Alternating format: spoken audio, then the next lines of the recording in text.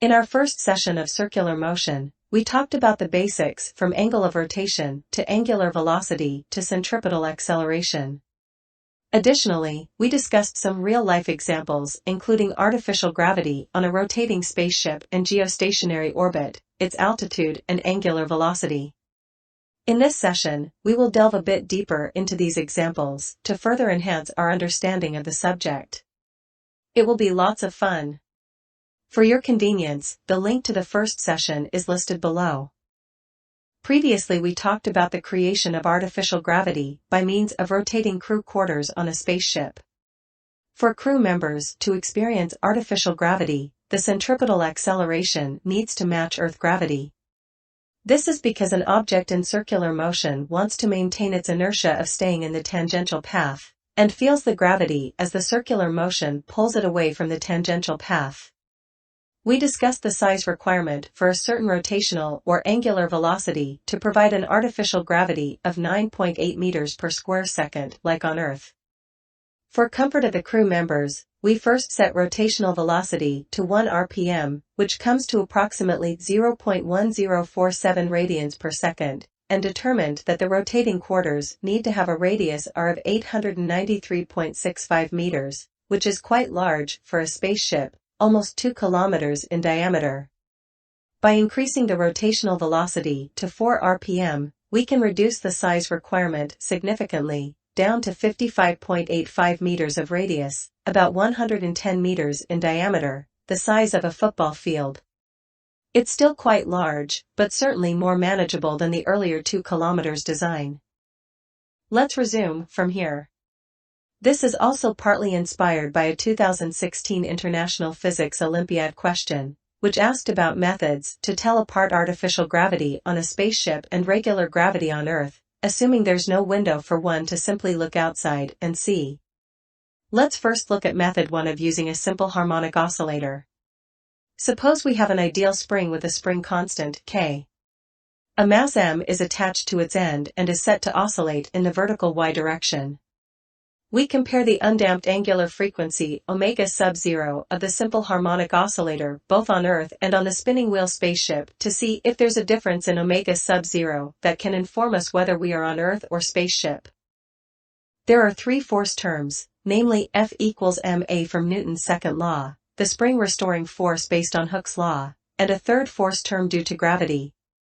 When we normally solve the spring mass oscillator problem on Earth's surface, this third force term due to gravity is usually not part of the equation, because it is a constant force and essentially just pre-stretches the spring, and is cancelled by a fixed amount of spring restoring force. However, for the case on spaceship, the artificial gravity comes from the centripetal acceleration of a spinning wheel system, which is dependent on the radius of rotation. As the spring oscillates in the vertical direction, the mass attached to the spring sees a changing radius of rotation, hence the gravitational term must be included in our calculation. Okay, we have the force equation here. Once again, when on Earth, the third term A sub g is just the Earth gravity g sub e of 9.8 meters per square second. And when on spaceship, this third term A sub g is the centripetal acceleration A sub c, which equals radius of rotation times square of the angular velocity of spaceship omega sub ss. As the spring oscillates vertically, the radius of rotation equals the original radius of the spinning wheel minus the oscillation position component y. Let's first solve for the Earth case, starting with the force equation ma equals minus k y minus m g sub e. With acceleration being the second derivative of position, we can rewrite the force equation in the form of a second-order ordinary differential equation. Rearrange it a little, we have the second derivative of position y equals minus k over m times position y minus the Earth gravity g sub e. G sub e is a constant, pre-stretching the spring, or you can think of it affecting the equilibrium position of the oscillator only, but not the oscillation frequency omega sub 0. To solve for the angular frequency omega sub 0 of the harmonic oscillator, we first take a general exponential form for the resulting position, y equals a times e to the minus j omega sub 0 t, where a is a constant representing the oscillation amplitude, and j is square root of minus 1, signaling an imaginary term, just like I as more commonly used in mathematics. My use of the term J here has no particular reason other than I feel more comfortable with it because of my engineering and physics training background. Both I and J are okay. With the general solution form defined, we can now get the first derivative of position y, and then its second derivative. As you can see, the second derivative of position y equals minus omega sub 0 squared times position y. Remember the force equation in the form of a second-order ordinary differential equation above. We now know omega sub 0 squared is k over m, or the angular frequency omega sub 0 of the spring mass simple harmonic oscillator equals square root of k over m. Next, we solve for the spaceship case, following the same steps we used for the Earth case. The gravity force term is now represented by m times centripetal acceleration, which is r minus y then times spaceship rotating velocity omega sub ss squared. Turning the force equation to a second-order ordinary differential equation, we have the second derivative of position y equals minus of the term k over m minus omega sub ss squared then times position y, minus r times omega sub ss squared. R times omega sub ss squared is a constant, designed to match g sub e of 9.8 meters per square second, and it's pre-stretching the spring, affecting the equilibrium position only, but not the oscillation frequency omega sub 0. Following the same steps as in the Earth case, we solve the differential equation and have the final result of omega sub 0 of the spring mass simple harmonic oscillator equals square root of k over m minus omega sub ss squared. We now compare the two angular velocity omega sub 0 on Earth and spaceship. The spaceship solution of omega sub 0 is smaller than the Earth case. To further demonstrate, we have an ideal spring with K of 1 Newton per meter and a mass of 1 kilogram.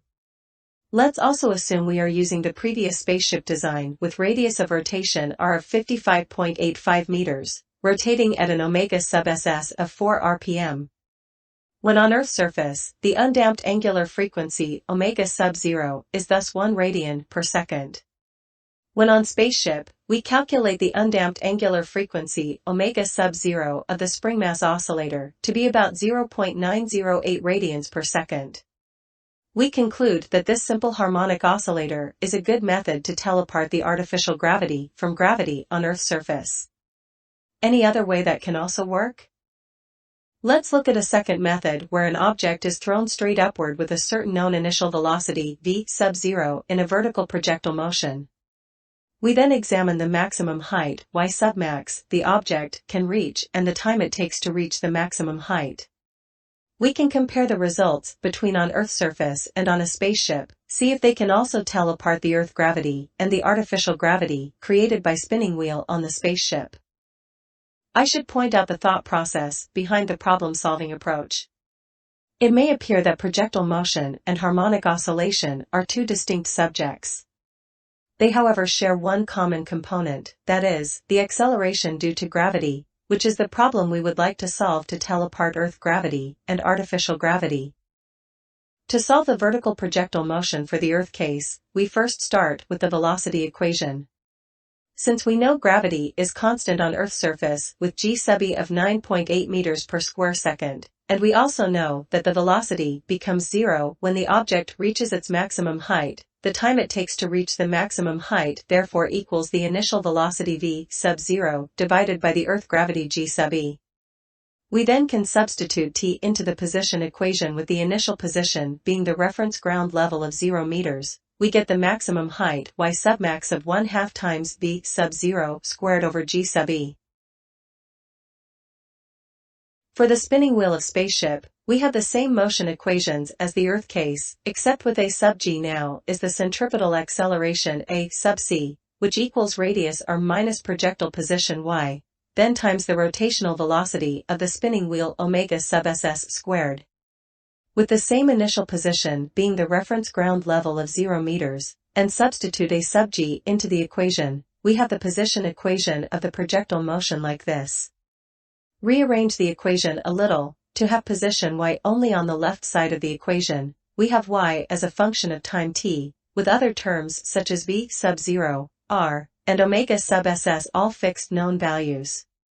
Recall that we designed the spaceship to have an artificial gravity like on Earth, which means r times omega sub ss squared is set to g sub e.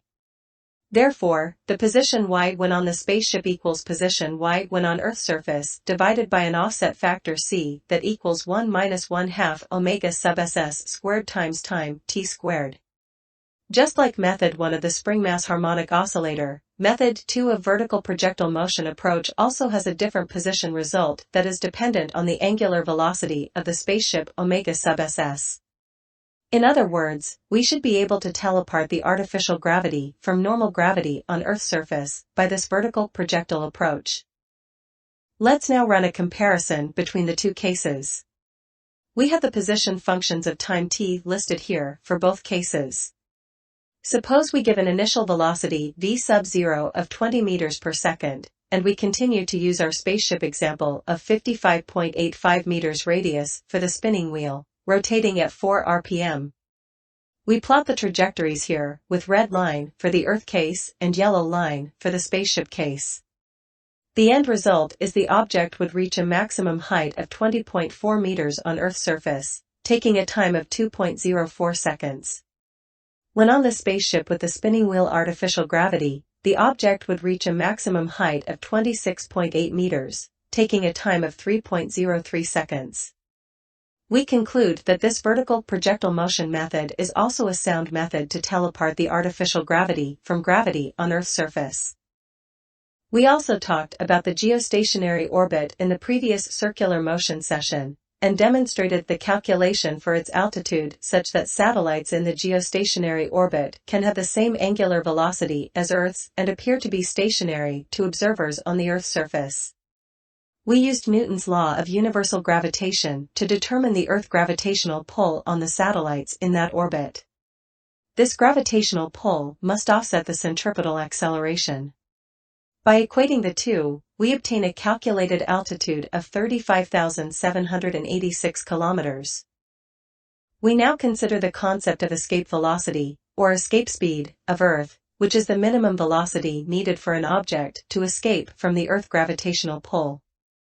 Once escaped, the object would require no further propelling and would not be influenced by Earth gravitational pull. Using Newton's law of universal gravitation, we know the gravity acceleration g sub e. In this problem, we use the conservation of energy to equate the total energy, long after escape the Earth gravity with the total energy before escape. The total energy equals the kinetic energy Ke, which is 1/2 mv squared, plus the potential energy Pe, which is mg sub e times the total distance of the Earth radius plus the distance between the object and the Earth's surface. The final velocity can be very small, like 0, and the final potential energy is also 0 because the Earth gravity g sub e is approaching 0 as by definition, Earth gravity has no influence on the object. Therefore, the total energy, long after escape is 0. Before escape, Ke equals 1/2 m time escape velocity v sub e sc squared, and Pe, holding back the object, is negative mg sub e times the total distance from Earth's center. We need to have an escape velocity v sub e sc such that the Ke will overcome the Pe from Earth gravity. Therefore, mathematically we have v sub e sc equals square root of 2g times Earth mass m sub e, divided by Earth radius r sub e plus distance from Earth's surface h. For calculating the escape velocity from Earth's surface, we have h equals 0 meters, and thus the escape velocity v sub e sc comes to 11,179 meters per second. Now we consider a spaceship that is already in GEO, abbreviation of geostationary orbit. We have h equals 35,786 meters, and then the escape velocity comes to about 4,348 meters per second, significantly smaller than from Earth's surface. Also should be noted is the required kinetic energy Ke is proportional to the square of the velocity, further amplifies the difference between from Earth's surface and from GEO. Along with that notion, we can take a look at the escape velocity of the Moon and see what benefits lunar launches may bring us. With a much smaller mass than Earth, the escape velocity of the Moon, using the same formula for the calculation, is approximately 2,376 meters per second, about 1/5 of that of Earth. Being square of the escape velocity, the required kinetic energy for a lunar launch would be less than 5% of an Earth launch, making it extremely attractive in terms of reducing fuel requirement and maximizing payload size for eventual excursions, for example, to Mars. That is all we have for this session. Please remember to hit the like button, subscribe, and share. Thank you.